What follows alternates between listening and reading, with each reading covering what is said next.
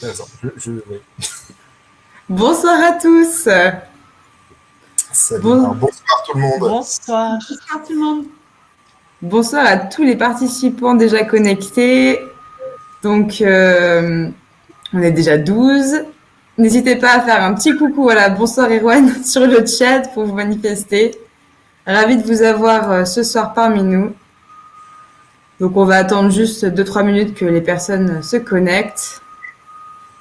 On était plus de 30 inscrits à l'événement, donc on va attendre encore un petit peu. Bonsoir Jean-Marie. Bonsoir Philippine. Bonsoir. Donc du coup, vous avez bien compris le concept. Donc dans le chat, on va pouvoir s'envoyer des petits messages, s'envoyer voilà des bonsoirs, des coucous, des petits ou des au revoir pour la fin. Et dans l'onglet questions sur votre droite, vous pourrez poser vos questions pendant l'événement.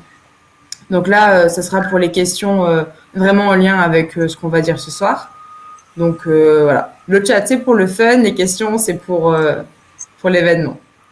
Dans l'onglet sondage, on va vous envoyer des sondages tout au long de la journée, de la soirée, excusez-moi. Tout au long de la soirée, exactement. Comme ça, on pourra rendre un peu plus interactif cet événement. Et je vais vous en mettre un directement dans l'onglet sondage. Voilà. C'est lancé. Il y a un sondage qui apparaît dans l'onglet sondage et vous allez pouvoir y répondre. Donc c'est voilà, quel est votre dominante métier pour voir un petit peu qui il y a parmi nous ce soir.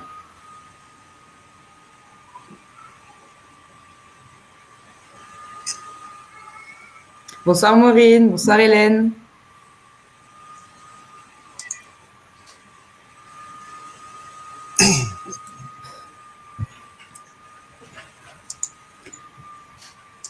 Donc ce soir, on a pour la première fois un événement sous forme de table ronde. Donc on est 4 participants, dont un animateur qui sera Nicolas Gourou ce soir. Et donc Christiane Fanja et Fanny Rapina également pour participer à cette table ronde et moi-même. Donc Charline Manière-Pic. Donc j'ai le titre IAE Lyon Alumni, mais ce n'est pas mon vrai prénom, je vous le promets.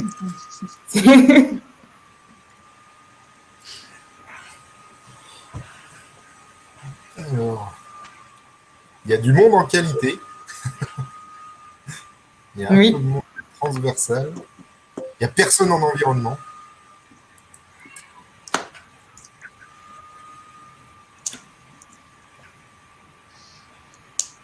Donc pour ceux qui n'auraient pas encore peut-être répondu, il y a dans l'onglet sondage, un petit sondage en attendant que tout le monde arrive.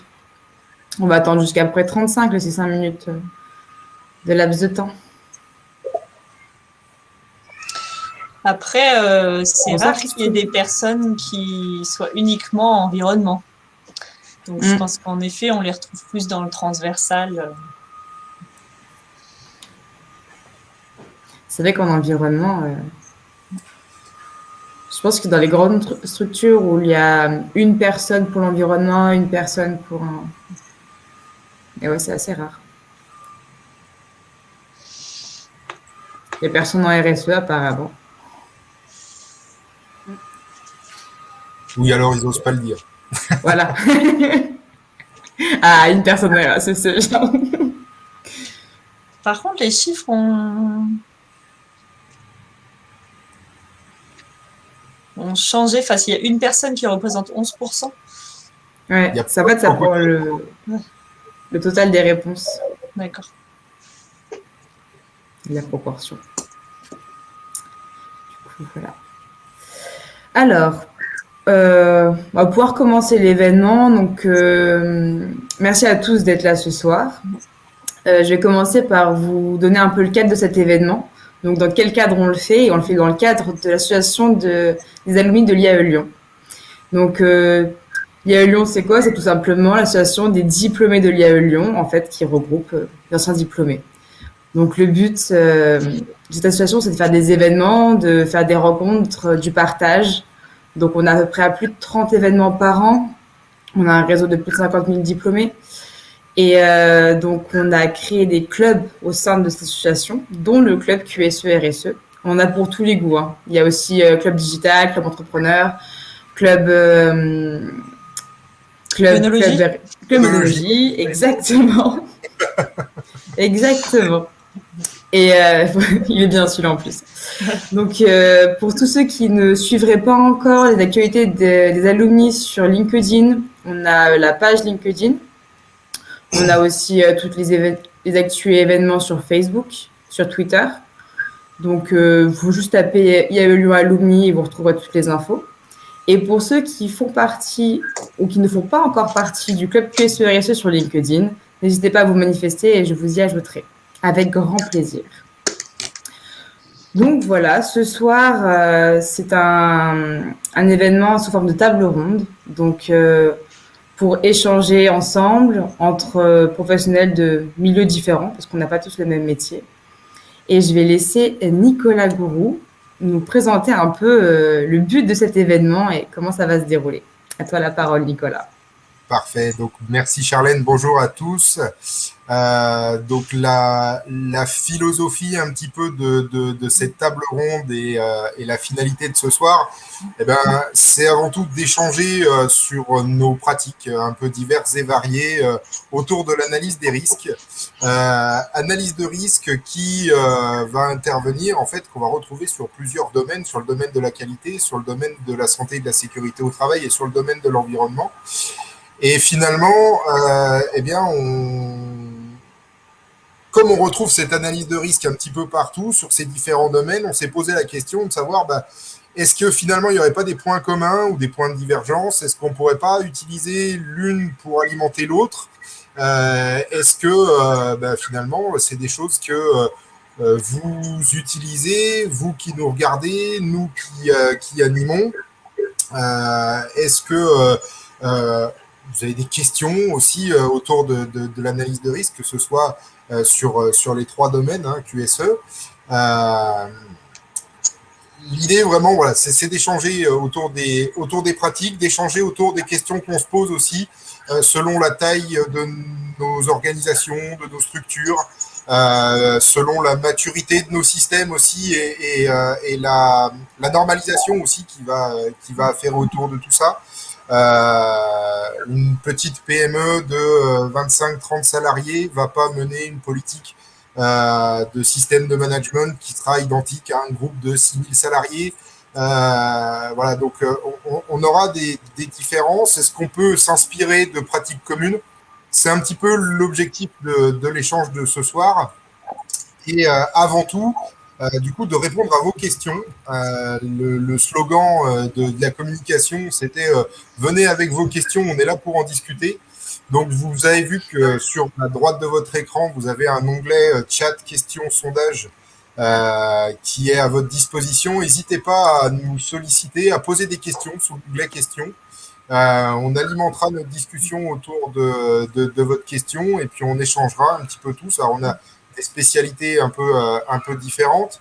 On a exercé dans différentes entreprises, à différents postes. Et l'objectif, pour nous, voilà, c'est d'essayer de vous apporter un petit peu ça et puis d'échanger sur nos pratiques et de voir ce qu'on peut en ressortir en termes de bonnes pratiques pour le coup. Voilà. Alors, pour ma part, en termes de rapide présentation, aujourd'hui, je suis contrôleur de sécurité à la CARSAT Rhône-Alpes.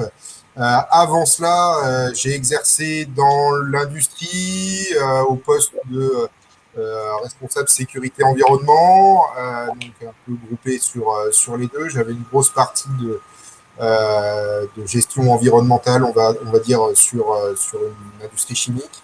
Et puis en termes de gestion de la sécurité, santé au travail, j'intervenais en tant que chargé de mission sur un site industriel et auparavant également sur une entreprise de gros œuvres, génie civil et BTP. Voilà, j'interviens, donc je suis un ancien de l'IAE, j'ai passé le Master 2 sécurité industrielle, environnement et certification. Et aujourd'hui, j'enseigne donc en tant que vacataire auprès des masters de CIPG et puis auprès des licences 3, management des équipes et qualité et développement durable. Voilà ma présentation. Je vais laisser la parole du coup, à Christine, qui est juste en dessous de moi sur mon écran, et puis qui va se présenter. Bonjour, donc Christine Fangin, moi je suis responsable QSE dans une entreprise qui fait de la maintenance industrielle. Donc on est chez des clients, donc c'est un peu du service, mais dans l'industrie. Auparavant, j'ai fait plusieurs postes en HSE plutôt, et puis de la qualité de produit pour mes tout débuts. Et puis j'ai une grosse expérience au niveau du procédé dans le photovoltaïque, mais donc le photovoltaïque finalement c'est un petit peu de tout puisque vous avez aussi bien de la métallurgie, de l'assemblage, de la chimie, donc c'était assez varié à ce niveau-là et assez riche en expérience. Alors je vais prendre la suite. Bonjour à tous, donc Fanny Rapina. Alors moi, je suis ingénieure de formation, donc en effet, je me retrouve dans ce que dit Christine par rapport à l'aspect procédé, ingénieure en industrie agroalimentaire. J'ai eu un premier parcours dans l'industrie des produits de nettoyage et désinfection, et après un deuxième partie de parcours vraiment orienté management de la qualité chez un embouteilleur de renom. Et maintenant, je suis coordinatrice QEHS dans une entreprise, dans une industrie chimique en région lyonnaise. Voilà, donc ça m'a permis de toucher c'est vraiment une expérience en industrie et sur différents aspects qui touchent à la conférence de ce soir. Enfin, la table ronde. Très bien, donc je prendrai la suite et la fin. La présentation. Donc, Charlène Manière-Pic, responsable qualité sur un site industriel chimique. Donc, pour moi, c'est ma première expérience en qualité. J'avais fait un peu d'animation sécurité avant chez FH Énergie Télécom, mais ça remonte à quelques temps. Et j'ai fait aussi le master de CIPG. Donc, j'en vois quelques-uns qui en font partie cette année. Donc, voilà. Parfait. Alors, ce que je vous propose, du coup, il y a déjà une question qui est apparue dans le chat, qui est une question fondamentale, on va dire, dans la démarche. Effectivement, c'est de quoi on parle et quelle est la différence entre danger et risque. Eh ben, allez-y, tiens, je vous laisse la parole. Est-ce que vous avez une définition? N'hésitez pas aussi, chers participants, à vous exprimer dans le chat si vous avez une définition qu'on puisse discuter. Alors, il y a des définitions qui sont données effectivement par des référentiels normatifs. Est-ce que vous en avez d'autres? Est-ce que vous avez une définition propre? Alors, en qualité, sécurité des aliments, oui, il y a une définition propre. Maintenant, c'est pas forcément très facile de comprendre parce qu'ils disent que c'est une fonction de la probabilité d'apparition du danger. Enfin bon, en gros, le danger correspond à l'origine, si je puis dire, du danger, et le risque apparaît seulement si on est exposé au danger. Donc on dit qu'en fait c'est une combinaison entre le risque est une combinaison entre le danger et l'exposition que l'on peut avoir. Donc peut-être que vous pourrez compléter vous par rapport à la façon de l'expliquer, puisque avec des fois d'autres mots, ça permet des fois d'être plus clair. Oui, Christine, je l'aurais expliqué comme toi de toute façon, c'est la danger. Donc on a un danger d'un côté, et forcément, si on s'y expose, il y a un risque qui va forcément être présent. Donc après, tout dépend l'exposition. En fonction de l'exposition, on va dire le risque qui sera plus ou moins important. Ok. Charlène, une autre... J'ai pas autre chose à rajouter par rapport à cette définition-là. Pour moi, c'est la même chose. Voilà. Le danger, le risque, c'est la probabilité que ça arrive. OK. Donc, concrètement, sur le... Oui, voilà, c'est une réponse... c'est une réponse qui est faite. Le risque, c'est le danger, la concurrence d'un danger et d'une exposition. Le danger, effectivement, si on se place dans la démarche sécurité, et santé et sécurité, c'est ce qui fait mal, hein, c'est concrètement ce qui va blesser potentiellement la personne. Le risque apparaît à partir du moment où il y a une victime potentielle de ce danger. Si on se place sur une démarche qualité, le risque, c'est d'obtenir une non-conformité produit, une non-qualité produit ou une non-qualité de service. C'est d'avoir, pour X ou Y raison, un corps étranger à l'intérieur de notre produit, un produit qui n'a pas les bonnes dimensions, un produit qui de toute façon n'apportera pas satisfaction à son client, à son acheteur. Donc le danger. Excuse-moi Nicolas de t'interrompre, c'est pas une notion en fait de satisfaction dans le sens où ce que tu as bien dit avant, c'est exactement ça. C'est vraiment la notion de mettre en danger la sécurité, que ce soit la sécurité d'une personne ou la sécurité du consommateur. Donc il n'y a pas de notion de satisfaction.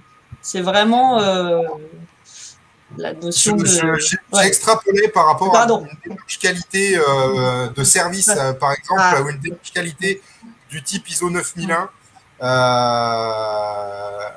où on peut aller chercher éventuellement une approche par risque dans la fiabilisation de nos processus et la maîtrise complète de nos processus. Donc, on peut aller chercher ça aussi dans la démarche environnementale, où cette fois-ci, la cible n'est plus les personnes, mais la cible du risque, c'est l'environnement. Ça peut être des populations, ça peut être la faune, la flore. Cette fois-ci, du coup, voilà, la définition va être un petit peu plus large.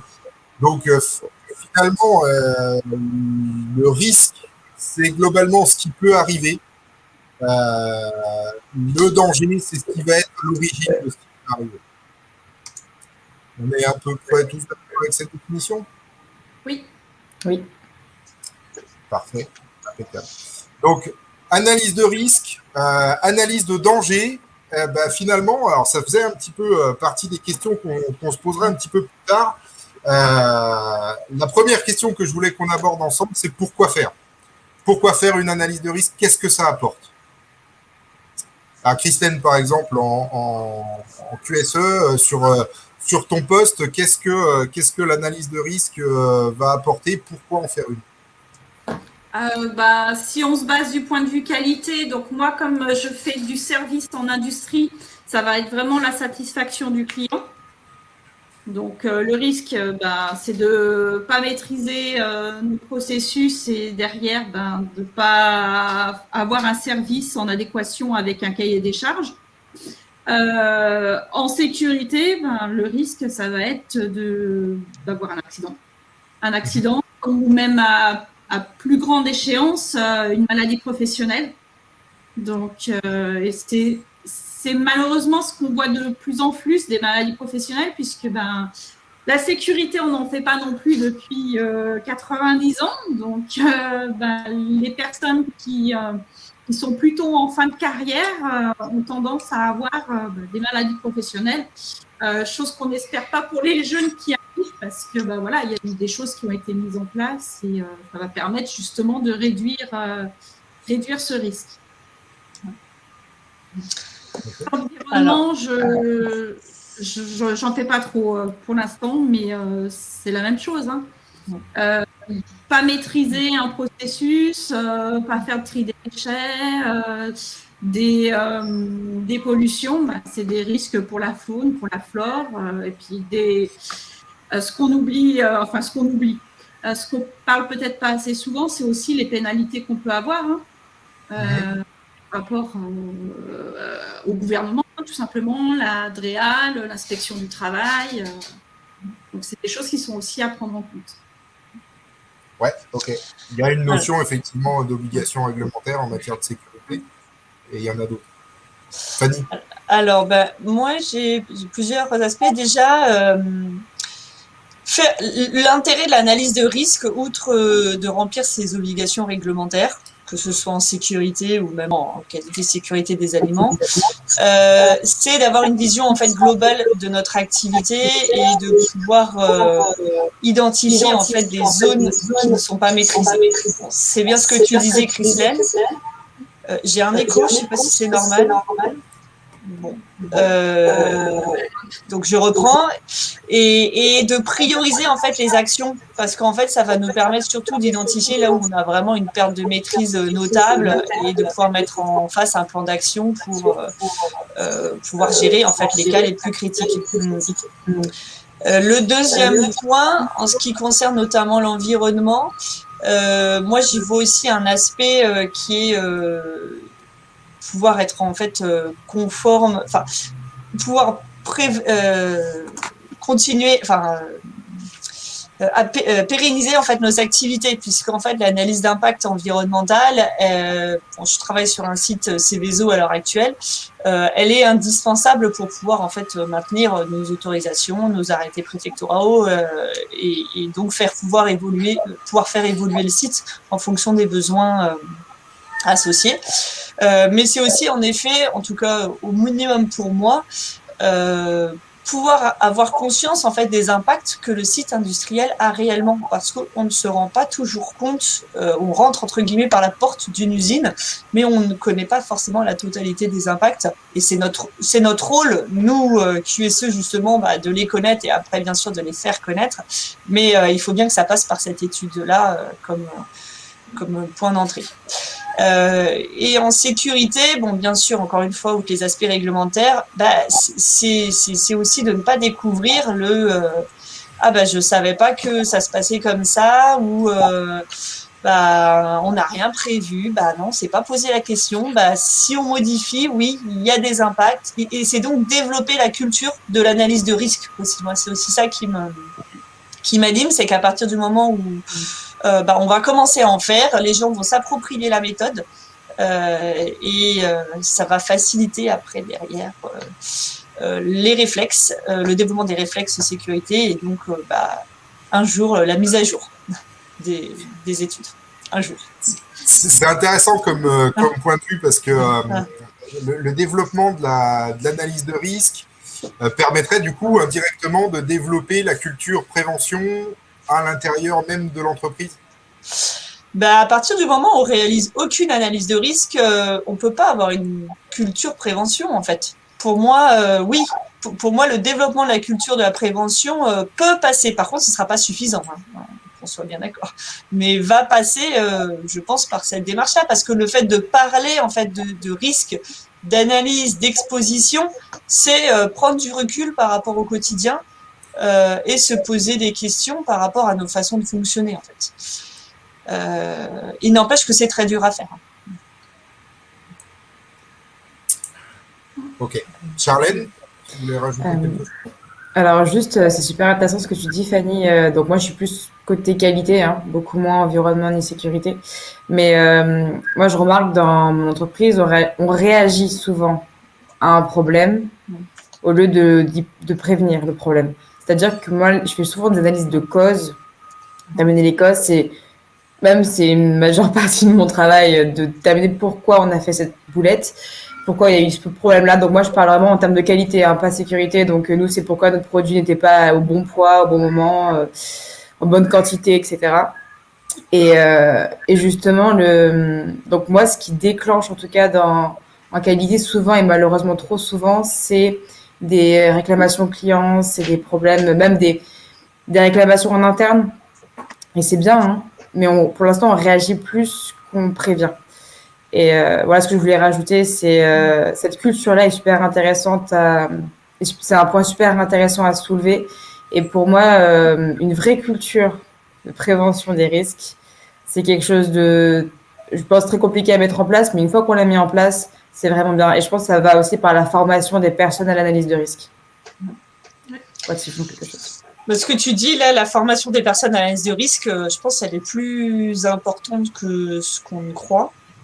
parce que c'est en forgeant qu'on devient forgeron, mais si tu forges tout seul dans ton coin, sans forcément savoir si c'est la bonne méthode, c'est forcément moins productif.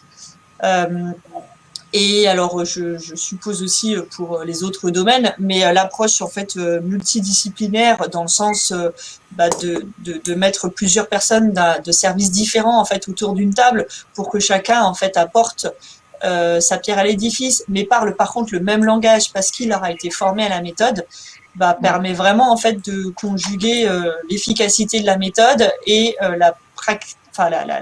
l'exhaustivité des points de vue du fait de la personne de plusieurs personnes, de la présence de personnes de différents services. C'est une obligation. Une équipe pluridisciplinaire, tu peux pas faire une analyse de risque tout seul dans ton coin. C'est pas possible. D'abord parce que tu es pas expert dans tous les domaines. Les métiers que font les salariés dans l'entreprise, tu les connais pas tous. Donc justement, et puis c'est aussi le partage d'idées parce que les gens ils ont des ressentis aussi. Et c'est justement le fait de faire un melting pot de toutes ces informations qui vont permettre déjà, comme dit Jean-Marie, déjà de voir les situations dangereuses. Mais Christine, tu vois, c'est ce que tu dis, on en a donc conscience que cette notion de pluridisciplinarité de l'analyse, ou en tout cas d'analyse partagée, ça a l'air d'être donc une évidence, mais j'aimerais bien savoir si réellement dans l'entreprise, il y a des pratiques partagées, ou en tout cas, comment est-ce que si les personnes qui arrivent, comment est-ce qu'elles s'y prennent? Parce que je pense que c'est des bonnes pratiques, en effet, qui ne sont pas si faciles que ça à mettre en place et à pérenniser.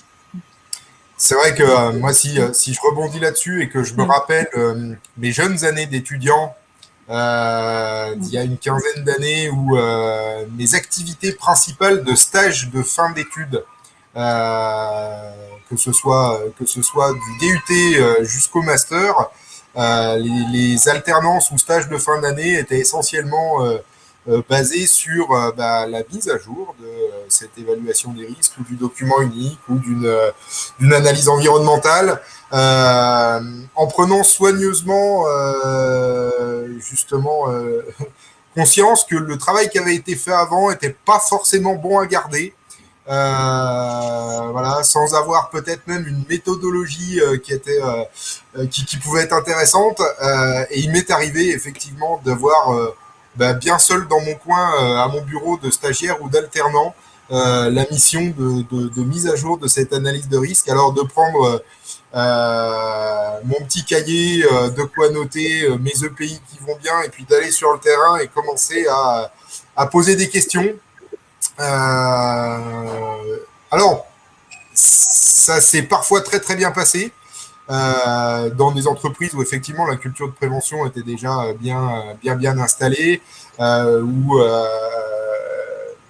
il y avait déjà des quarts d'heure sécurité, des causeries, des moments qui étaient un petit peu instaurés par la hiérarchie, par les chefs d'équipe, qui pouvaient être intéressants, et du coup accompagner dans la démarche en disant voilà, je vais être là, coucou, c'est moi, le petit stagiaire alternant QSE, ou alors même plus tard dans ma vie de chargé de mission ou même de consultant, d'intervenir en disant voilà, coucou, est-ce que vous savez pourquoi je suis là? Je vais vous expliquer. Moi, je connais pas du tout votre métier.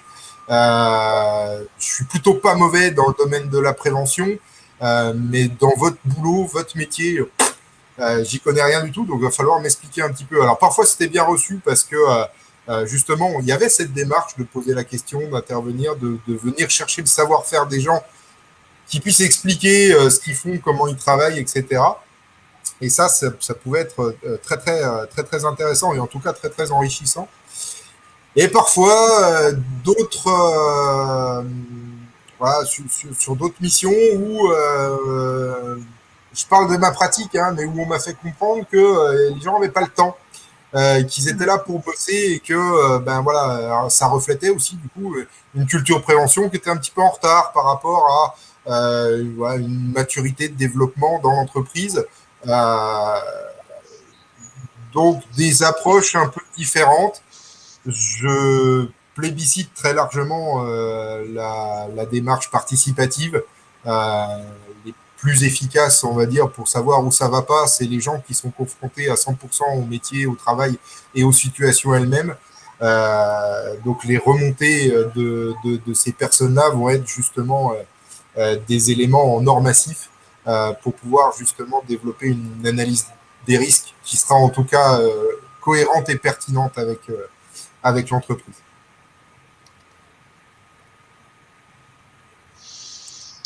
Alors, il y a eu des remarques de Jean-Marie Borde, là, ou des questions. Ouais, alors, je suis en train de les regarder.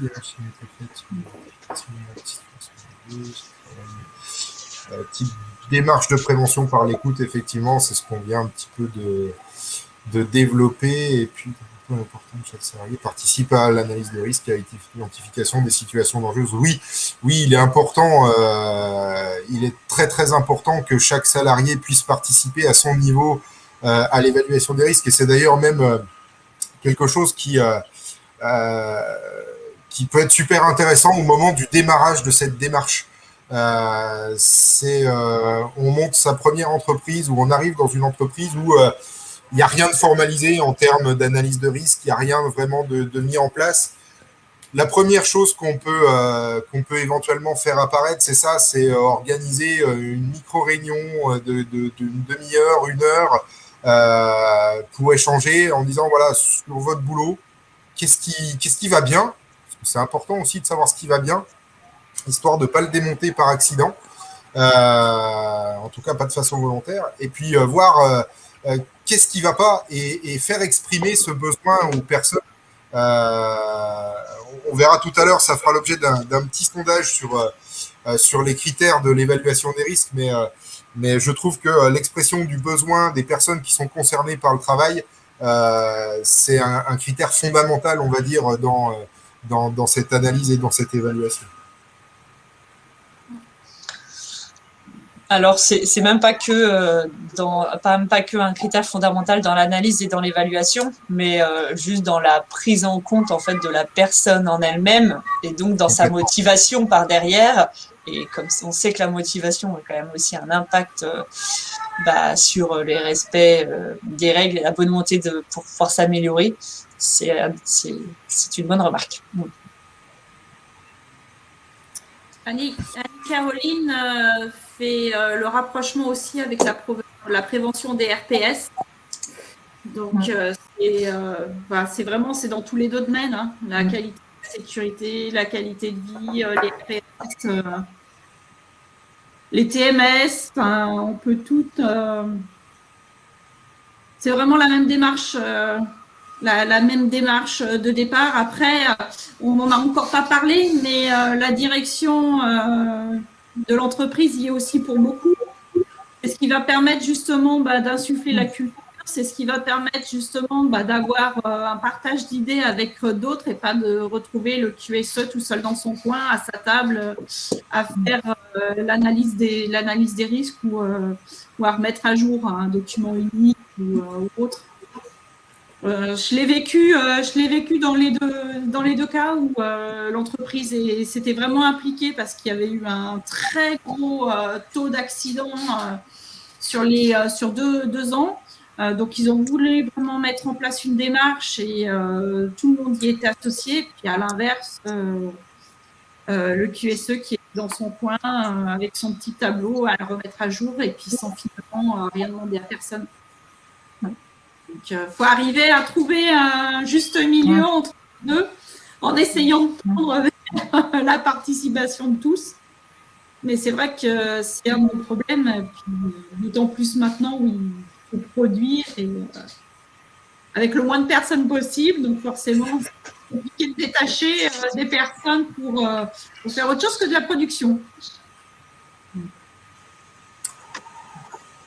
Alors, c'est quelque chose d'intéressant qu'on va développer. Du coup, maintenant, c'est un peu la méthodologie. Comment on fait on a commencé d'introduire ça avec cette partie de participation finalement de l'ensemble des personnes à cette analyse de risque. Alors, j'ai envie de dire, même quel que soit le domaine, parce que dans le domaine de la qualité pure, qualité de service, qualité produit,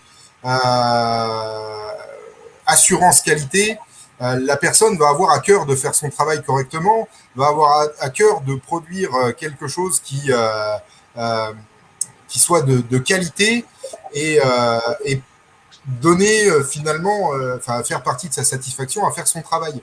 On va avoir le même effet sur une analyse de risque santé-sécurité au travail, où la personne la plus concernée finalement par le risque de se blesser, c'est la personne qui va être là et exposée à cette situation de travail.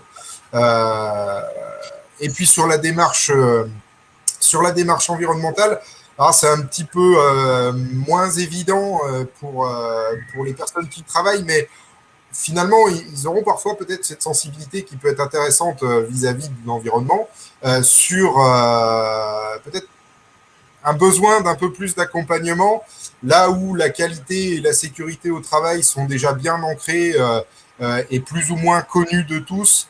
Moi, je trouve un petit peu que justement l'environnement est encore un peu à la traîne par rapport à ça. Voilà. L'environnement est une variable d'ajustement dans beaucoup de cas. Ouais. Exactement. On le fait un peu quand on a le temps et quand il nous reste des ressources.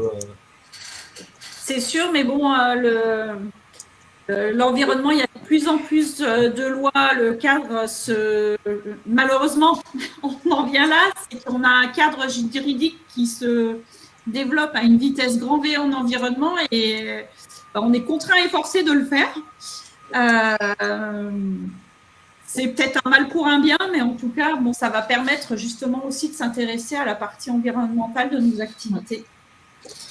Et pour ajouter quelque chose sur l'environnement, je trouve que peut-être pas la nouvelle génération, mais en tout cas les personnes qui arrivent demain sur le marché du travail sont de plus en plus sensibles à ces questions-là, et ce qui est très bien, mais qui deviennent de plus en plus acteurs et mobilisés pour l'environnement. Donc en plus du cadre juridique qui s'accentue, il y a aussi une forte pression des nouveaux arrivants sur le marché du travail qui vont, je pense, donner aussi un coup de boost dans les prochaines années en termes d'environnement.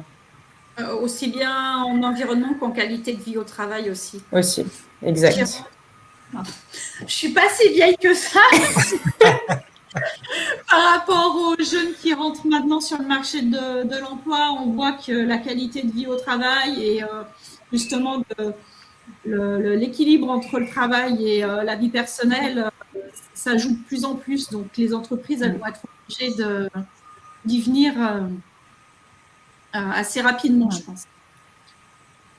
On a une question. On a deux questions. La question d'Erwan, je l'ai volontairement laissée un peu de côté parce qu'on y reviendra tout à l'heure, où on parlera un petit peu justement de ce curseur des limites, jusqu'où il faut aller, est-ce qu'on ne pourrait pas aller trop loin ou pas assez loin, où se place le curseur, et finalement la crise sanitaire est un très très bon exemple vis-à-vis de cette limite finalement et de ce curseur. Donc on y reviendra juste après. Et la question d'Aurélie, donc elle a eu une remarque d'un auditeur en ISO 45001 sur le manque de culture de l'analyse des risques auprès des opérateurs, et elle souhaiterait trouver une idée de formation pour apprendre l'analyse des risques. Est-ce que vous avez déjà mis ça en place dans vos entreprises? Moi, j'avoue que non. Hormis, alors je vous parle d'une expérience de la vie de formateur. Je suis formateur dans le domaine du sauvetage secouriste du travail, et dans la formation SST est inclus une petite partie qui normalement en formation initiale à peu près un quart de la durée de la formation, traite des missions du sauveteur secouriste du travail comme auxiliaire de prévention. Et le message qui est passé globalement, et on va dire, faciliter l'aide au repérage des risques et à la remontée d'informations. Je pense que c'est une bonne première étape en termes de sensibilisation et de culture de l'analyse de risque auprès des opérateurs. Il ne faut peut-être pas en faire tout de suite des éléments ultra compétents dans le domaine de l'analyse de risque, parce que ça aurait finalement que peu d'intérêt. Par contre, leur faire prendre conscience que effectivement, ils sont en face des situations de travail, ils sont en face des situations de l'activité de l'entreprise, et c'est eux les premiers témoins de ce qui peut se passer réellement dans les activités de travail et dans les activités de l'entreprise. Et leur dire, n'hésitez pas à faire remonter des choses et à passer le mot en disant, voilà, peut-être, allez, on va même un peu plus loin, peut-être en mettant une récompense sur des remontées d'informations pertinentes.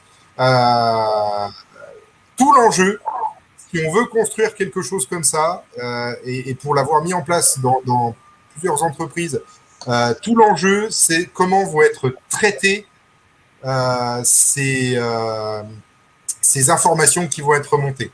C'est-à-dire que vous pouvez essayer de mettre en place tous les systèmes de remontée d'informations que vous voulez. Si derrière, il n'y a aucun retour, il n'y a pas de traitement, ou alors c'est relativement flou, très long dans la durée, vous allez tuer votre initiative dans l'œuf et ça ne va pas marcher du tout. Par contre, effectivement, de les prendre en compte, de les traiter, d'en discuter, de faire venir la personne, d'essayer de voir avec elle, effectivement, la problématique qui est remontée et puis d'essayer de l'impliquer dans la recherche de solutions. À ce moment-là, c'est des choses qui sont un peu mieux acceptées et qui devraient marcher en théorie et en pratique également. Ouais.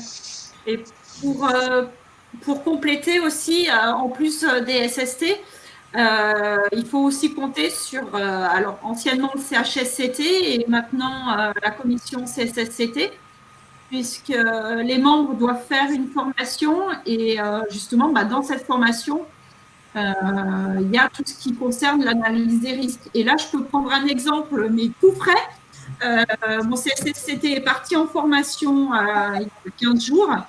Et il y a un des nouveaux membres qui est venu me voir en me disant mais j'avais pas conscience de tout, de tous les dangers qu'on pouvait avoir autour, de tout ce qu'on peut faire dans l'entreprise. Donc, faut vraiment s'appuyer sur ces personnes-là aussi.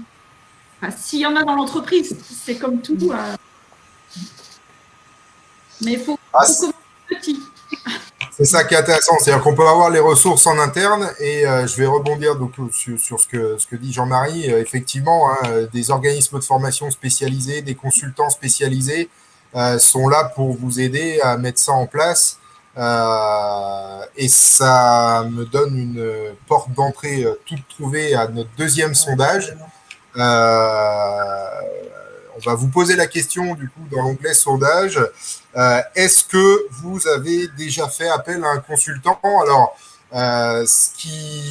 vous avez 3 propositions de réponse. Non, vous avez fait toujours en interne. Oui, vous avez fait appel à un consultant ou éventuellement un organisme de formation pour vous accompagner.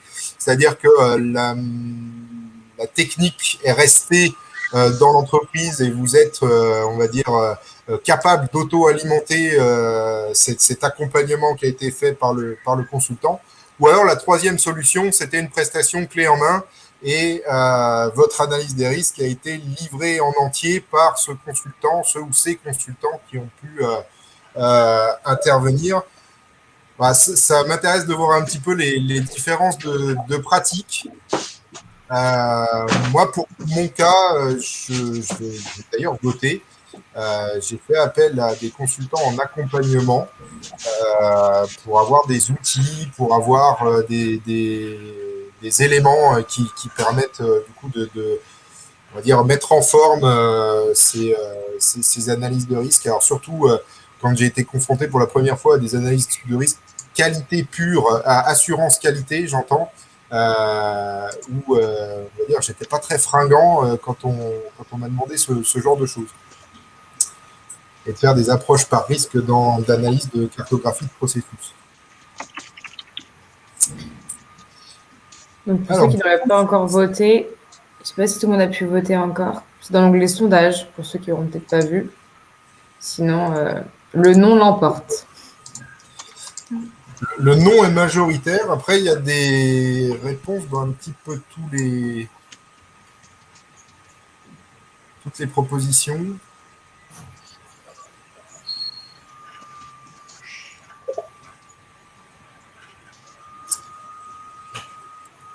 Ah. Jean-Marie Borde qui répond « Je ne peux pas voter car je suis consultant formateur. » C'est pas faux. Et peut-être que Jean-Marie, tu as fait appel à quand même un accompagnement quelconque. Je vais même poser la question inverse du coup à Jean-Marie. Aujourd'hui, c'est plutôt des prestations en délégation absolue, des prestations clés en main, ou plutôt des prestations d'accompagnement et de soutien à la mise en œuvre de l'analyse de risque.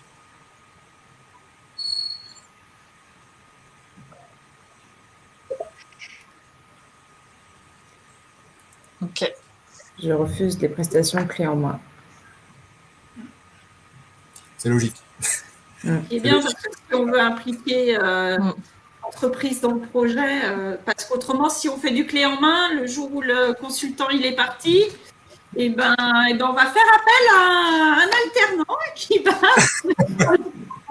Et c'est pas du tout constructif. En plus, il y a une notion de responsabilité derrière ça. C'est pas parce qu'on délègue que ça. On délègue pas la responsabilité en même temps. Donc, je pense que ce serait pas forcément. Ce serait risqué pour l'entreprise. Exactement. Ça a strictement aucun intérêt, on va dire, d'un point de vue exploitation de cette analyse de risque, parce que si on n'arrive pas à la prendre en main, ça ne sert à rien. Est-ce que du coup, vous, autour de la table, vous avez déjà fait appel à des consultants? Non. Non.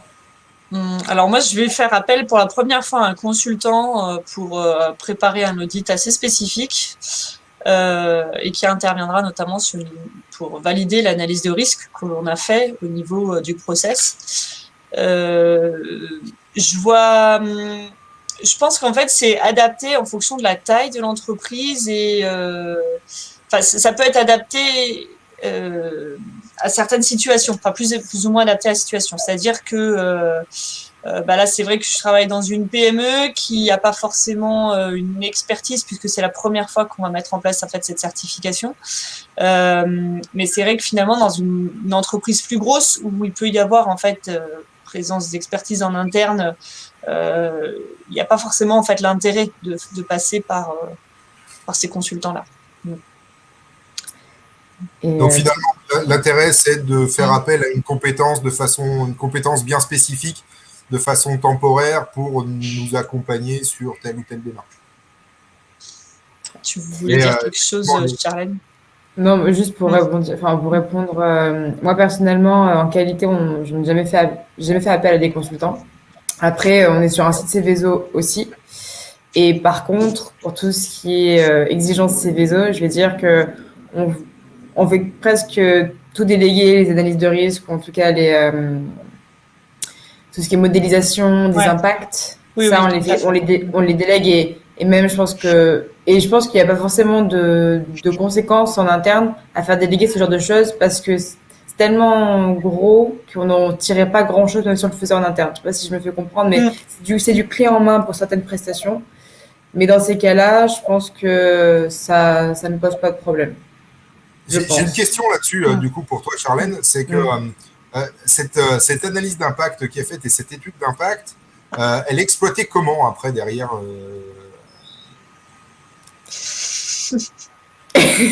le considère comme une fatalité absolue et on se dit voilà notre empreinte qui, ça va être comme ça.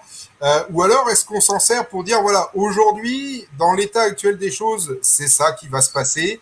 Et est-ce qu'on essaye de mettre en place justement des mesures pour essayer de diminuer cet impact? Alors, finalement, hein, c'est la finalité de toutes ces analyses de risque et de ces évaluations de risque. Hein. Je reviendrai, j'ai gardé la question d'Erwan sur jusqu'où on va, mais ça va être justement de la priorisation et ça rejoint cette nouvelle question sur si on ne peut pas tout corriger. Oui, alors ça c'est clair, on ne pourra pas tout corriger. Mais est-ce qu'on peut au moins essayer d'agir un petit peu et c'est la question de la finalité de cette analyse qui apparaît, c'est finalement qu'est-ce qu'on en fait en fait, hein, à quoi elle sert, est-ce qu'elle sert à essayer de réduire le plus possible les risques, est-ce qu'elle sert à réduire le plus possible l'impact sur l'environnement, ou est-ce qu'elle sert à se dire voilà voilà. Non, mais par rapport au point de Charlène, parce que la pauvre, c'est pas forcément elle qui le gère ce sujet-là, donc c'est pas facile, je pense, je me mets à sa place de répondre. Mais ce qui est sûr, c'est que ces analyses-là, elles ont beau être déléguées en effet en entier à des prestataires spécialisés, elles sont peut-être pas relues par l'entreprise, mais elles le sont par les autorités, qui vont imposer après derrière des mesures de sécurité très spécifiques pour pouvoir nous autoriser à exploiter. Donc, je pense qu'en effet, pour ce cas-là très particulier, on sait que derrière, c'est traité. Ça, c'est... Ouais, mais du coup, par exemple, dans mon entreprise, clairement, ces études-là, elles sont relues et re-relues par les autorités. Et ça fait clairement un plan d'action avec des listes de travaux et je pense qu'on en fait continuellement, mais ce qui est très bien, on réduit nos impacts à chaque nouvelle mesure et à chaque nouvelle chose, les impacts sont toujours réduits. Par contre, on s'est fait la réflexion en interne que ces études-là, ok, elles sont connues par les autorités, que les actions sont mises en œuvre en face, mais elles sont gérées quand même de manière cloisonnée par service sécurité et environnement et cloisonnée avec le directeur de site, mais ça reste cloisonné dans eux ce qu'ils connaissent et ce qu'ils gèrent. Et du coup, on s'est fait la réflexion récemment justement ça serait bien aussi que même les autres services soient au courant de ça pour comprendre aussi les enjeux qu'il y a en interne sur un site comme ça, parce que et aussi vu qu'on décorrèle et qu'on partage pas forcément. Après, les études sont disponibles, mais elles sont tellement lourdes à lire, à comprendre aussi, que même si elles sont disponibles pour l'ensemble de l'entreprise, il y a des fois des incompréhensions des personnes qui oublient qu'ils sont sur un site Céveso de temps en temps et qui se disent ah bah c'est pas grave ou pourquoi ça avance pas tel projet, et en fait ils oublient les autres contraintes. Donc le partage est quand même mine de rien aussi peut être aussi bénéfique même pour ces choses-là déléguées presque à 100%, pour être bien de les partager un peu plus. Et pour info, on y travaille dessus. Oui, non, je me suis fait l'avocat du diable, Charlène, il n'y avait pas de... Il y a une question intéressante de Jean-Marie concernant l'engagement, l'objectif finalement qu'on se fixe. Hein. Alors, c'est toute la question, effectivement, jusqu'où on va. Jusqu'où on va, qu'est-ce qu'on traite, est-ce qu'on prend l'engagement de se dire tout ce qu'on va trouver, on va devoir le résoudre. Alors déjà, est-ce qu'on peut le faire? La question d'Erwan qui était juste avant, voilà, à se dire, effectivement, on peut pousser très loin des analyses de risque à pouvoir trouver des choses que de toute façon on ne pourra pas traiter. Faut être réaliste, je pense, et transparent dès le démarrage de la démarche. Et là va être tout l'enjeu de fixer jusqu'où on va. Alors, question, jusqu'où on va? De toute façon, on en parlait tout à l'heure, hein. Il faut prioriser parce que même en voulant se fixer un petit objectif, on va des fois se retrouver avec des listes d'actions. Donc ça, il faut en être conscient dès le départ et prioriser. Et donc notamment prioriser aussi en fonction du budget, en fonction du temps, en fonction du nombre de personnes qu'on va pouvoir mettre sur ces différentes missions. Donc ça, c'est des choses qu'il faut prendre en compte aussi avant, c'est sûr. Moi, je trouve qu'en fait, il n'y a pas qu'une notion de jusqu'où on va, parce que finalement, quand on fait une évaluation des risques, comme une des étapes intermédiaires, ça va être de donner justement des priorités. Donc, on va s'attaquer en effet au premier, au risque le plus grave ou le plus fréquent, enfin voilà, en fonction de la cotation. Et après, derrière, potentiellement, ce plan d'action, il peut continuer. Bon, l'année d'après, on va s'occuper aux risques secondaires, si je puis dire, et inversement. Et je pense que l'enjeu qu'il y a aussi, et suivant. Et l'enjeu qu'il y a derrière, c'est de savoir, en effet, expliquer cette priorisation, le fait qu'on ne traitera pas tout de suite, qu'il va donc y avoir un plan d'action et de donner confiance sur le fait que c'est pas parce qu'on le traite pas cette année qu'il sera pas traité pour l'année prochaine et ça c'est pas si simple je pense, notamment si on travaille avec les opérationnels, donc on a une multitude d'interlocuteurs et que donc ça veut dire qu'il y a plusieurs chantiers en fait en parallèle. Donc comment expliquer qu'on va traiter ce sujet-là sur cet atelier, mais que non, il sera pas traité sur ce celui-là. Enfin, voilà, qu'il y a un ensemble de priorités globales en fait à donner. Et peut-être pour compléter un peu plus loin, quand on a priorisé les choses, quand on a coté les risques, probabilité que ça arrive. Après, c'est peut-être que mon cas, hein, je sais pas, mais aussi il faut en face une direction, un responsable, quelqu'un de décisionnaire qui va pouvoir dire, parce que des fois on peut peut-être mettre le doigt sur un risque très important. Mais on sait qu'il y aura derrière des enjeux financiers, il va falloir investir beaucoup.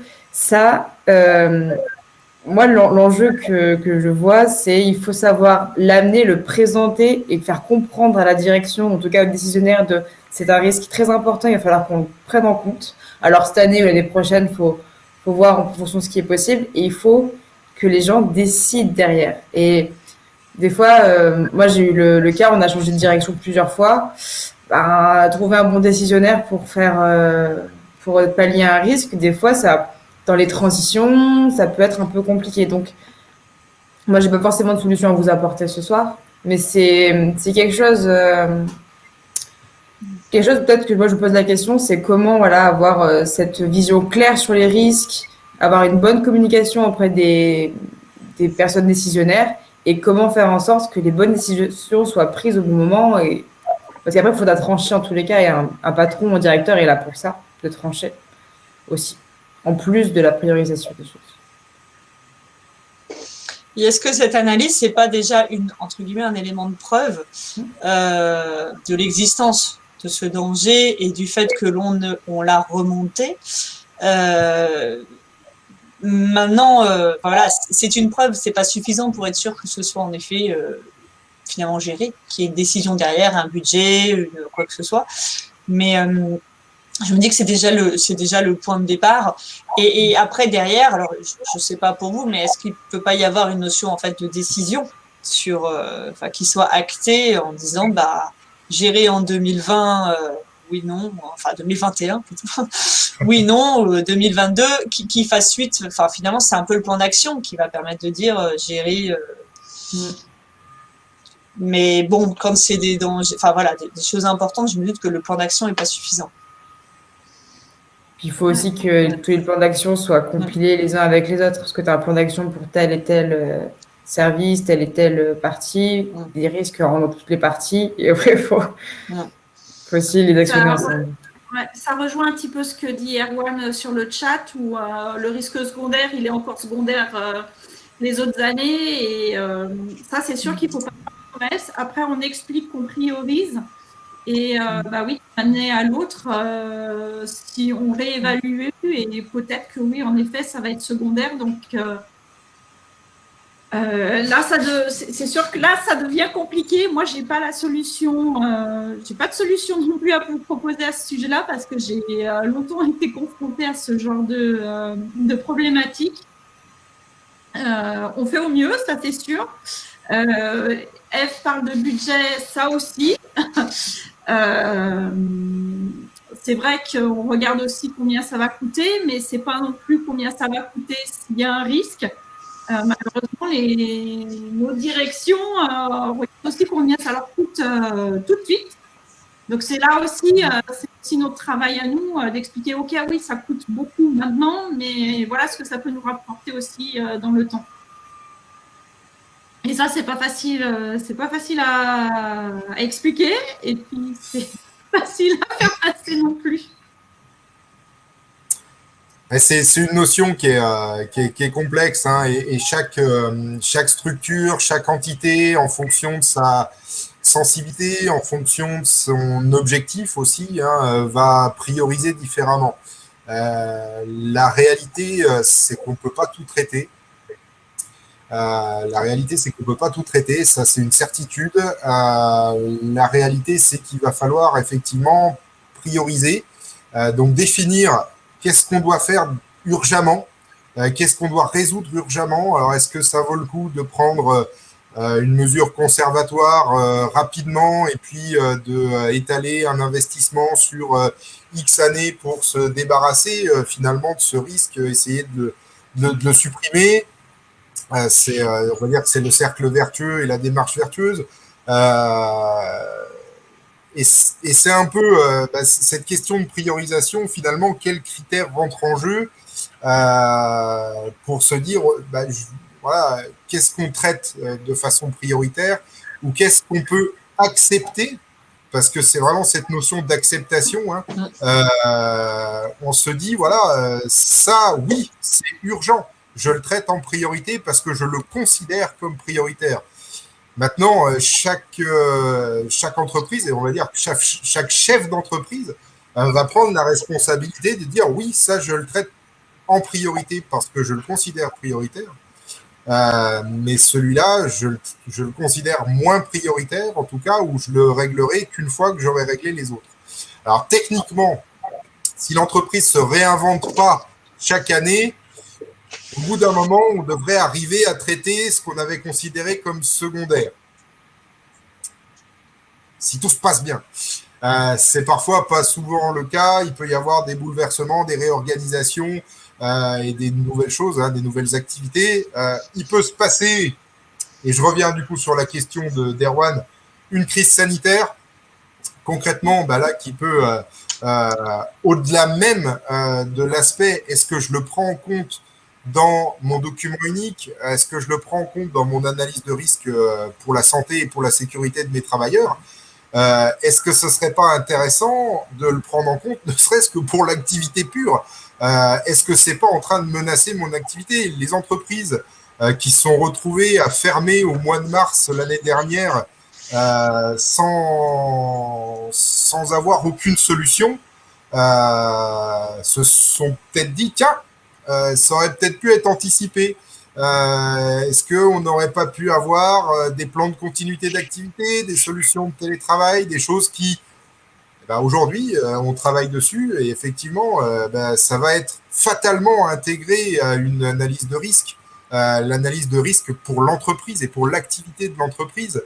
Maintenant, est-ce que ça vaut le coup de la mettre de l'intégrer à l'analyse de risque pour la santé et la sécurité? Pour le coup, vous pouvez essayer de faire venir vos salariés sans aucun masque, sans rien du tout, et de travailler tout le monde comme avant, comme d'habitude. Dès qu'il y aura un premier qui sera positif au test, vous allez avoir beaucoup de monde en arrêt. Donc, ça va remettre en cause le fonctionnement normal de l'entreprise. Concrètement, est-ce qu'aujourd'hui, on a besoin d'intégrer ça? Je dirais que si on veut que l'entreprise fonctionne, il n'y a pas le choix. Et là où est la cotation, on va dire, de la priorisation, c'est finalement, est-ce qu'on veut continuer à fonctionner ou pas? Ou est-ce qu'on peut prendre le risque que cette situation vienne dégrader notre fonctionnement normal? Et là, voilà, c'est vraiment à se poser la question. Je ne sais pas si vous voulez réagir par rapport à ça. Moi, j'ai bien aimé la phrase que tu as dit, les risques qu'on ne traite pas, c'est ceux qu'on accepte. Parce que finalement, quand tu vois le verre dans l'autre sens, enfin, à moitié vide, à moitié plein, si je puis dire, quand tu commences à expliquer que bon, ok, tu veux rien faire, mais donc ça veut dire que tu acceptes le risque. ben, je pense que c'est pas perçu de la même façon. Et ça met forcément la personne en face en fait de ses responsabilités vis-à-vis du risque en question, quoi. Parce que souvent on dit oui, il y a un risque, oui, il y a un risque, mais après derrière, il y a un risque, c'est tout. C'est ça, on l'accepte et c'est ce que dit Jean-Marie, hein, concrètement, on met sa responsabilité dans la balance. Je le connais, je le sais, hein, je le connais. En tant qu'employeur, en tant que chef d'entreprise, je connais ce risque, j'en ai connaissance, il m'a été remonté, il a été évalué. Et délibérément, j'ai choisi de l'accepter, de considérer tel quel comme acceptable. Ça fait partie du calcul du risque, hein, concrètement, pour une entreprise, de se dire, voilà, où je mets mes moyens, là où j'accepte la situation potentielle. Alors, on pourrait passer au sondage numéro 4. Donc, ce que je voudrais vous proposer comme petit sondage, c'est quels critères vous utilisez pour évaluer les risques. Alors, je vous ai mis tout un tas de petits critères,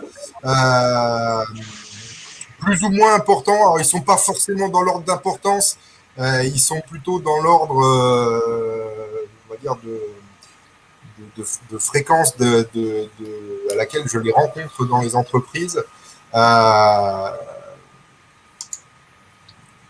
Soyez francs sur ceux qui sont réellement utilisés. Je pense qu'ils ne le sont pas tous. Voilà. La cotation la plus simple, hein, concrètement, dans une analyse de risque, fréquence, gravité, voilà, celle-là, ça rentre dans toutes les analyses de risque. Se poser la question, est-ce que c'est conforme à la réglementation, c'est pas conforme? Si le fait que c'est pas conforme, est-ce que ça devient un peu plus prioritaire ou pas? Pareil vis-à-vis de la conformité à une norme qu'on a choisi d'appliquer de façon volontaire. L'expression d'un besoin, c'est une remontée du terrain, tout simplement, à une personne, un salarié qui vous dit, voilà, moi j'ai cette situation qui me pose problème au jour le jour. La notion de l'impact potentiel, alors le nombre de personnes concernées par le risque, ça peut être les produits qui peuvent être impactés dans l'aspect assurance qualité ou dans l'aspect qualité sanitaire des produits. Ça peut être les milieux concernés aussi sur l'impact environnemental. Est-ce qu'on prend en compte le niveau de maîtrise, les mesures préexistantes de protection, de prévention, éventuellement de réparation, si on a des systèmes d'intervention, des niveaux de surveillance qui peuvent être là, éventuellement du contrôle automatisé, du contrôle de pièces, de la surveillance, des audits réguliers. Est-ce que vous prenez en compte dans l'analyse de risque finalement aussi les occurrences précédentes, les incidents, accidents, réclamation client pour ce qui est de l'aspect qualité, ou d'autres que j'ai pu oublier? N'hésitez pas à les ajouter éventuellement dans le chat si vous en avez d'autres. Alors, je vais voir un petit peu les réponses.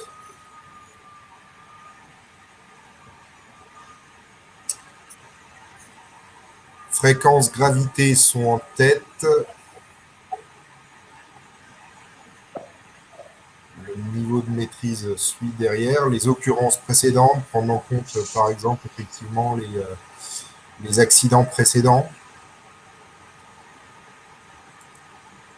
En fait, ça va nous amener aussi à cette question de critères de priorisation. Ça va nous amener à la notion de qu'est-ce qu'on prend en compte comme risque et à la notion de la différence entre un risque potentiel et un risque avéré. Où là, on entre peut-être dans des notions de syndynique un petit peu plus pointues, mais la notion de risque avéré et de risque potentiel va venir aussi du type de mesures qu'on va mettre en place. Est-ce qu'on met en place des mesures de prévention vis-à-vis d'un risque avéré, ou est-ce qu'on met en place des mesures de précaution vis-à-vis d'un risque potentiel? Là où la réglementation sera un petit peu différente, notamment vis-à-vis de l'environnement, où les principes de précaution sont réellement inscrits dans les réglementations environnementales. alors que ces principes de précaution ne sont pas inscrits, par exemple, dans la réglementation liée à la santé et la sécurité au travail, où on parlera plutôt de risques avérés et de mesures de prévention.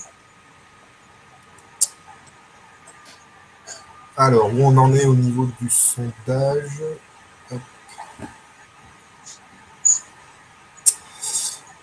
Conformité.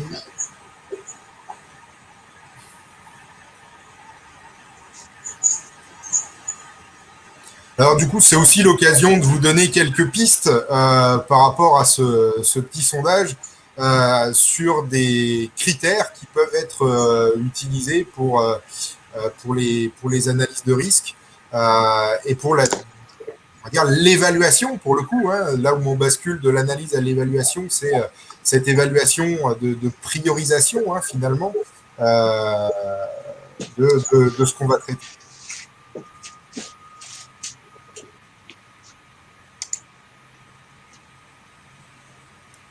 Après, moi, je trouve que derrière ça, bien sûr que tous ces critères vont nous permettre de coter, d'avoir une analyse méthodologique, systématique.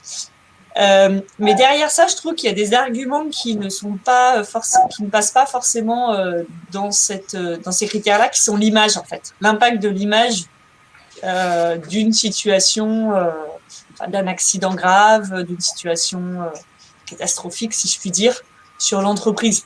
Et des fois, voilà, de passer aussi par cet aspect-là, ça peut aider. Ça peut effectivement permettre de convaincre une direction sur la nécessité de faire quelque chose. Tac, tac, tac. Ok. Quelle heure est-il? Quel temps il nous reste? 19h40, donc ça fait à peu près 1h10 qu'on est ensemble. On a encore un petit peu de temps pour aborder.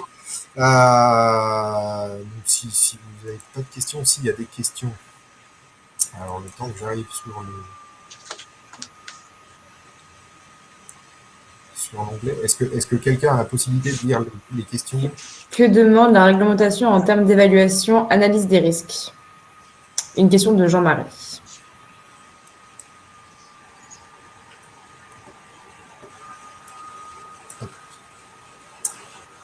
Alors, que demande la réglementation en termes d'évaluation ou d'analyse de risque? Alors, la démarche sur, j'imagine, l'aspect santé et sécurité au travail, la réglementation est assez claire là-dessus. On va avoir même une circulaire de la DGT qui va être accompagnée sur l'analyse de risque, donc la définition d'unités de travail dans l'entreprise, de définir les situations dangereuses qui peuvent être rencontrées dans chacune de ces unités de travail, et puis de pouvoir identifier les dangers à l'origine et du coup les risques qui peuvent en découler. Cette analyse de risque, elle est nécessaire, elle est rendue obligatoire par le Code du travail. Vous allez pouvoir trouver tous les articles qui affairent à cette obligation dans la partie 4 du Code du travail, à partir des articles R41, 21. Donc, analyser les risques pour chacune des situations de travail que vous allez rencontrer dans l'entreprise. L'attendu va être une priorisation et puis en découler un programme d'action qui doit être mis en place. Et là encore, le chef d'entreprise va être confronté à cette responsabilité finalement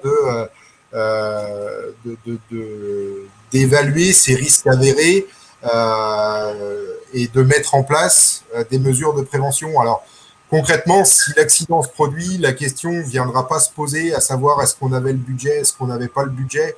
La question va se dire, l'employeur, s'il en avait connaissance de ce risque, si le risque effectivement était avéré, s'il est pris en compte par la réglementation, s'il a été remonté par une instance de représentation du personnel, par le CSE, s'il a été remonté par une institution, par l'inspection du travail, par la CARSAT ou par le médecin du travail, qui va être là aussi pour rédiger une fiche entreprise qui ressemble beaucoup au document unique et qui va finalement aussi être une analyse assez fine des risques de l'entreprise, plutôt vis-à-vis de la santé, en tout cas pour les questions du médecin du travail. Est-ce que le risque était mentionné dans le Code du travail? Tout ça, ce sont des éléments qui font que ce risque est avéré et qui doit être pris en compte par l'employeur. À ce moment-là, effectivement, soit il considère qu'il doit faire quelque chose et il doit agir en fonction des 9 principes de prévention qui sont édités dès le deuxième article, finalement, de la partie 4 du Code du travail, le L4121-2, qui va nous donner ces 9 principes généraux de prévention pour rechercher des actions de prévention de ces risques. Et les risques qu'il aura choisi d'accepter, cet employeur, si malheureusement un accident se produit, il ne pourra pas dire qu'il n'aura pas été mis au courant. Et dans ce cas-là, il pourra engager sa responsabilité pleine et entière en cas d'accident du travail. La réglementation est un petit peu différente dans le domaine de l'environnement, où on peut avoir, comme je disais tout à l'heure, des notions de principe de précaution et de risque potentiel qui peut apparaître. Là où va être intéressante et nécessaire, du coup, ces études d'impact pour justement envisager vis-à-vis des procédés de l'entreprise, vis-à-vis des activités, des choses un petit peu différentes. Et pareil aussi, des réglementations vis-à-vis de la sécurité sanitaire des produits. Mais là, du coup, Fanny sera un petit peu plus compétente que moi pour répondre sur ce sujet-là. Mais finalement, la réglementation va être assez large. Sur la partie justement sécurité des aliments, on ne demande pas de faire l'évaluation des risques. L'évaluation des risques, c'est le point de départ. Parce que, en fait, ce qu'on nous demande, c'est vraiment un objectif de résultat, mais non pas de moyens. L'évaluation des risques, c'est un moyen. C'est de pouvoir assurer, en fait, la conformité des produits qui sont mis sur le marché et donc être sûr que le consommateur n'aura pas d'atteinte à sa santé en le consommant. Donc, l'évaluation des risques, c'est le point de départ. Et derrière, c'est plutôt ce qu'on va nous demander, en fait, c'est d'être sûr que cette évaluation, elle est à jour et que derrière, surtout, le plan d'action et en tout cas les points qui sont identifiés comme critiques seront surveillés et ne dépasseront jamais les limites qui ont été définies. Donc ça, c'est assez spécifique pour la sécurité des aliments parce que c'est très orienté process.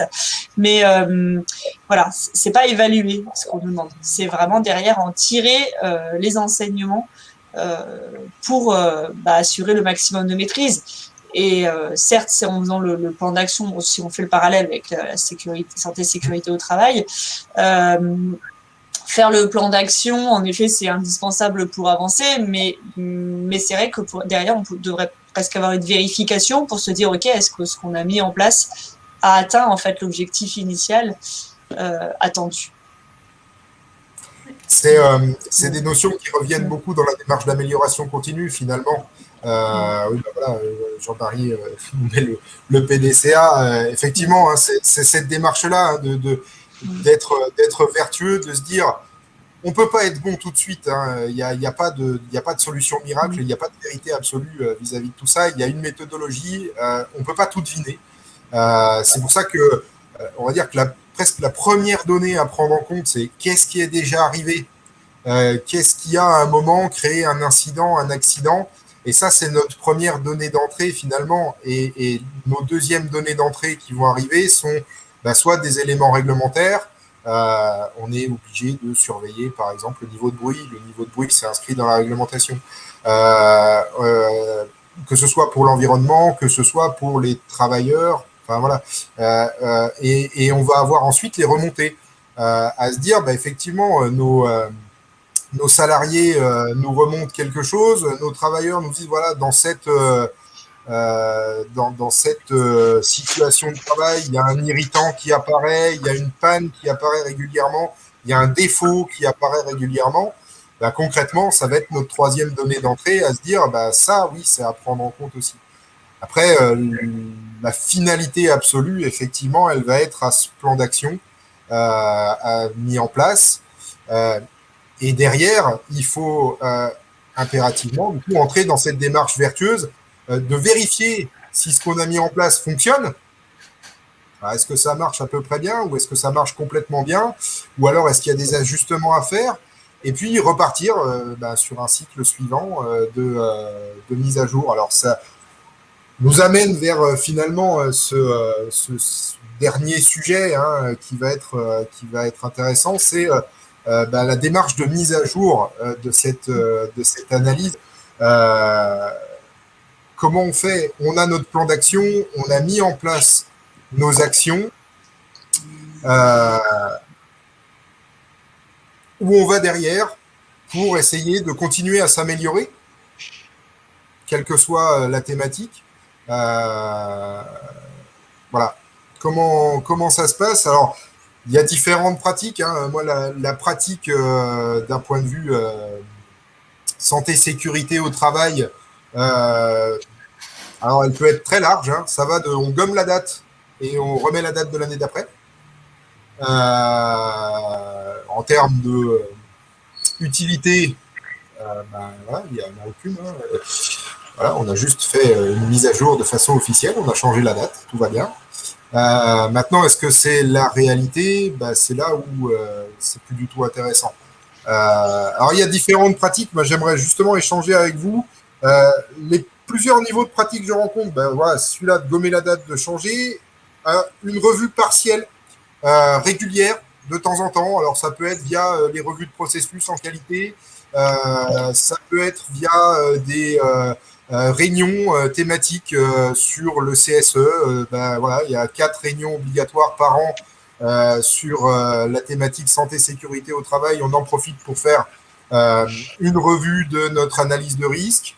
Est-ce que c'est voilà une revue partielle ou alors des moments complètement vivants de l'analyse de risque, à se dire chaque fois qu'il y a une modification, une nouvelle organisation, un nouvel équipement, une nouvelle remontée d'informations, est-ce qu'on peut justement avancer au jour le jour et faire vivre cette analyse de risque et du coup ce plan d'action qui va en découler et cette amélioration globale et finalement avoir un réel système intégré qui tourne et qui fonctionne? Ou alors une remise à zéro complète de notre analyse à temps régulier, une fois par an, par exemple. Voilà. Je vous pose la question, quelles sont vos pratiques?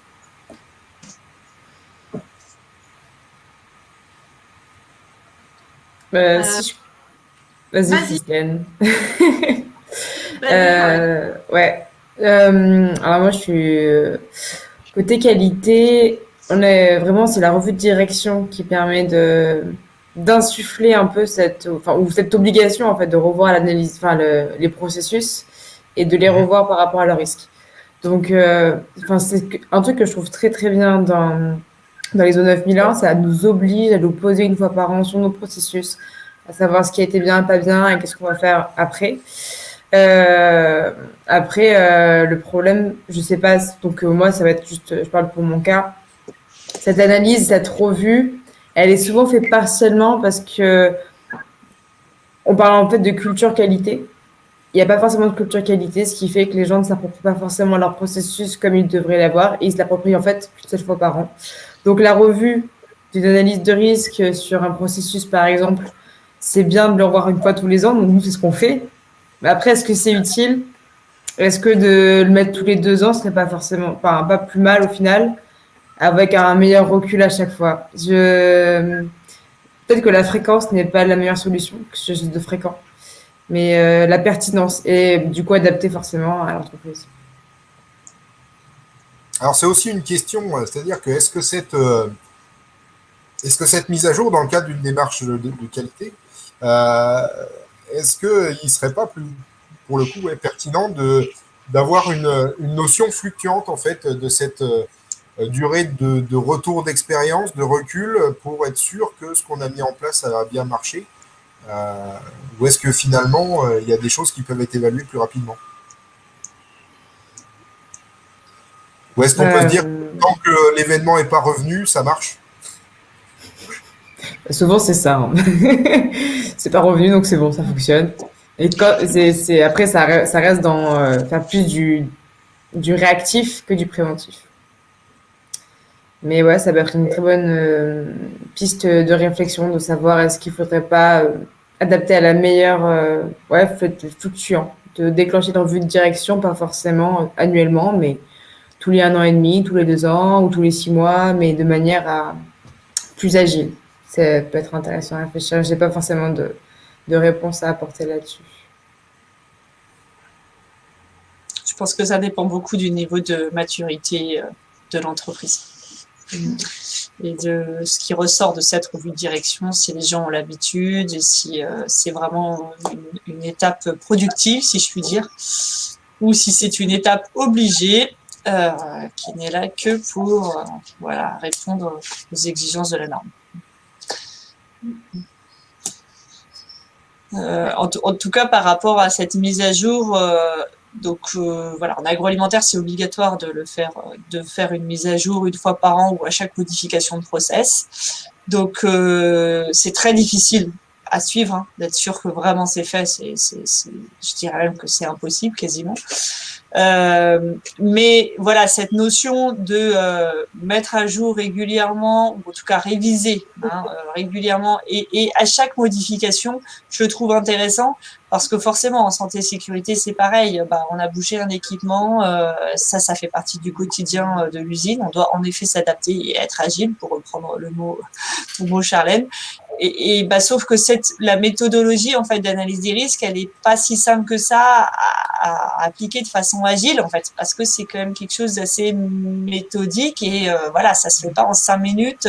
T'as vu, j'ai fait ça, ok, go quoi. Enfin, donc je trouve que c'est pas simple d'avoir le temps de l'analyse, de voir le temps de l'analyse qui nécessite du temps, hein, et puis les impératifs industriels en parallèle derrière qui ne veulent pas, qui peuvent pas forcément attendre.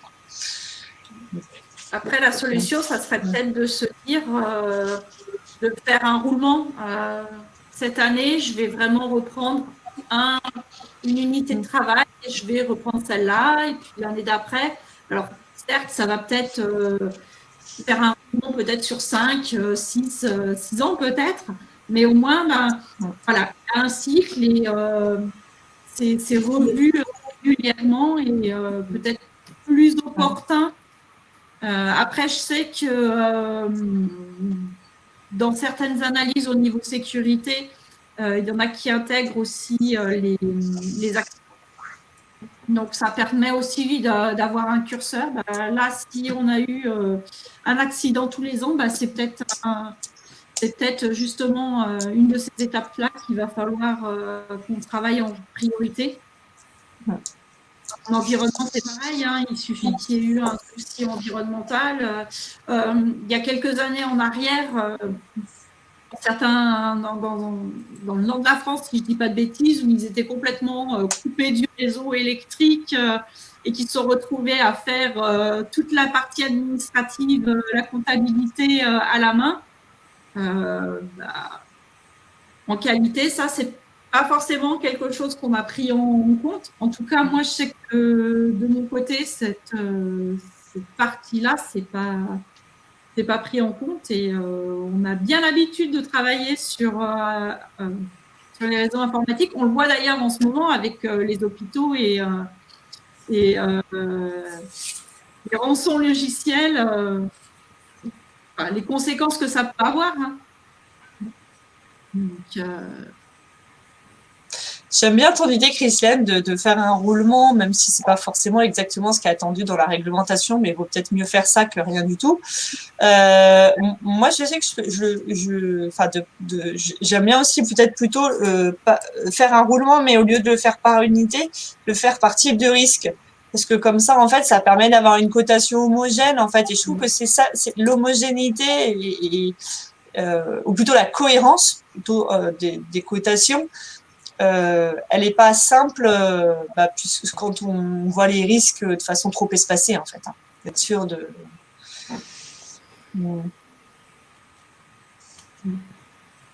Oui. Voilà, donc plusieurs approches finalement pour cette mise à jour. Voilà, l'échange, je trouve intéressant. Oui, concrètement, faire des mesures de mise à jour cycliques peut être très intéressante.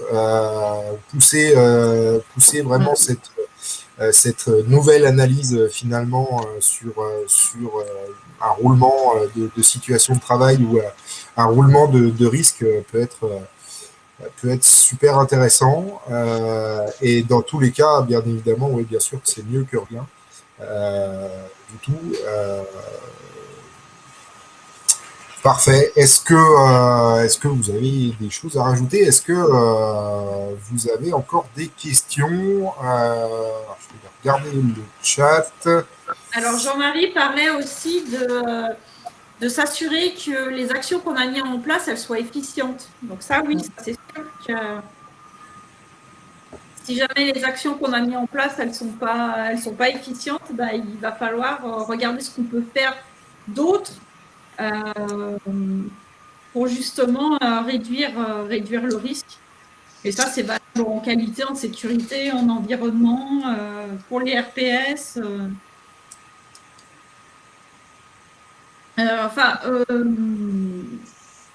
Nous, on est Mazé dans mon entreprise et une des choses que nous demande le MAS, c'est que dans notre plan d'action, on mesure l'efficacité.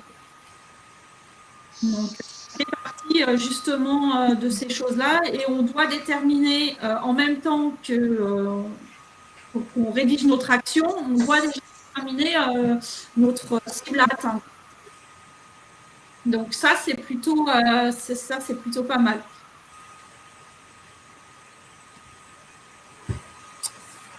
Effectivement, alors du coup aussi, je vois que Annie-Caroline ajoutait que la prévention tertiaire était assez peu développée pour les RPS.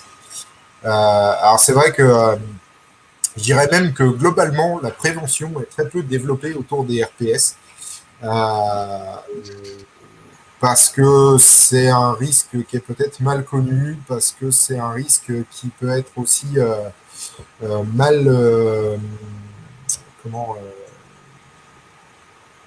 vu. Voilà, la chape de plomb est parfois est parfois un peu lourde dans certaines organisations de travail.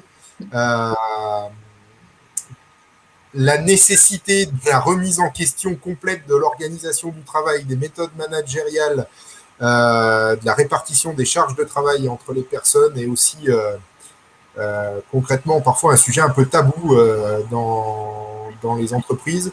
Et venir s'attaquer aux sources du problème est parfois assez complexe et ça demande pour le coup une maturité de l'entreprise dans sa démarche de prévention qui est déjà très très très très présente. Et il y a des points d'entrée qui peuvent être intéressants comme des chasses aux irritants,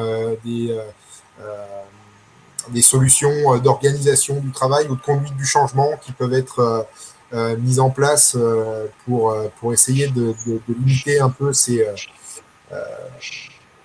risques-là. Mais c'est vrai qu'aujourd'hui, le niveau de prévention des RPS est assez faible dans les entreprises. Pourtant, de mémoire, le premier accord interprofessionnel sur les RPS a plus de 10 ans aujourd'hui. Il doit dater de 2009. Donc voilà, c'est un risque récent, on va dire, qui commence à être de plus en plus intégré dans les entreprises. Mais la démarche est complexe et à mon sens, demande vraiment une belle maturité de l'entreprise déjà pour être traité correctement. Déjà, une belle maturité pour reconnaître le risque. Oui. Ouais. parce que je crois que c'est déjà une étape qui est pas si simple que ça, comme tu disais par rapport à la chape de plomb, mais par rapport au fait aussi de finalement accepter que l'entreprise et son organisation et ses façons de faire puissent avoir une responsabilité, enfin un impact sur la santé des salariés en termes psychosociaux, c'est pas coordonné à tout le monde. Non. Beaucoup d'entreprises se disent qu'ils font de la prévention des RPS en installant un baby-foot dans la salle de pause. Voilà, c'est un bel exemple, mais ce ne sera pas efficace. Concrètement, ça ne résoudra pas les problèmes d'organisation, ça ne résoudra pas les irritants qui seront présents dans chaque situation de travail. Au-delà des problèmes de personnes, d'ailleurs. Parfait. Il est 20h05. Y a-t-il d'autres questions? Je ne crois pas. J'ai pas d'alerte sur le. Non. Parfait. Eh bien, on va se donner le mot de la fin. Je pense que Charlène, je parle sous ton contrôle, mais je pense que la table ronde sera disponible En replay d'ici 2 jours. Ouais, voilà. Donc voilà.